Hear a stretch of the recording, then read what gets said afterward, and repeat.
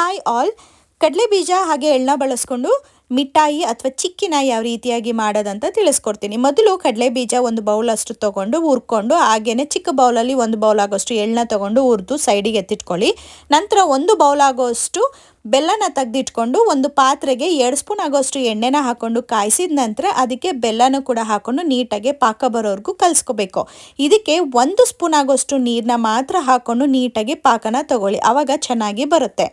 ನೀಟಾಗಿ ಪಾಕ ಬರೋರ್ಗೂ ಕಾದು ಪಾಕ ಬಂದಿದ ನಂತರ ನೀವು ಹುರಿದಿಟ್ಕೊಂಡಿರುವಂಥ ಎಳ್ಳು ಕಡಲೆ ಬೀಜನ ಹಾಕ್ಕೊಂಡು ಅದನ್ನ ನೀಟಾಗಿ ಮಿಕ್ಸ್ ಮಾಡಬೇಕು. ಜಾಸ್ತಿ ಹೊತ್ತು ಮಿಕ್ಸ್ ಮಾಡಬೇಡಿ, ಇಲ್ಲಾಂದರೆ ಕ್ರಿಸ್ಪಿನೆಸ್ ಹೋಗ್ಬಿಡುತ್ತೆ. ನೀಟಾಗಿ ಮಿಕ್ಸ್ ಮಾಡಿದ ನಂತರ ಒಂದು ತಟ್ಟೆಗೆ ತುಪ್ಪನ ಸರಿದು ಇಟ್ಕೊಂಡಿರಬೇಕು. ಅದಕ್ಕೆ ನೀವು ಮಿಕ್ಸ್ ಮಾಡಿರುವಂಥ ಪದಾರ್ಥ ಅಂದರೆ ಬೆಲ್ಲು ಕಡಲೆ ಬೀಜ ಎಳ್ಳು ಮಿಕ್ಸ್ ಮಾಡಿರ್ತಾರಲ್ವ, ಅದನ್ನು ಕೂಡ ಹಾಕ್ಕೊಂಡು ನೀಟಾಗಿ ಹರಡ್ಕೋಬೇಕು. ನಿಮಗೆ ಟ್ಯೂಬ್ಸ್ ಆಗಿ ಬೇಕಂದರೆ ನೀಟಾಗಿ ಕಟ್ ಮಾಡ್ಕೊಳ್ಳಿ, ಇಲ್ಲಾಂದರೆ ಉಂಡೆ ಕಟ್ಕೊಳ್ಳಿ. ಸೊ ಕಡಲೆ ಬೀಜ ಚಿಕ್ಕಿ ರೆಡಿ ಆಯಿತು.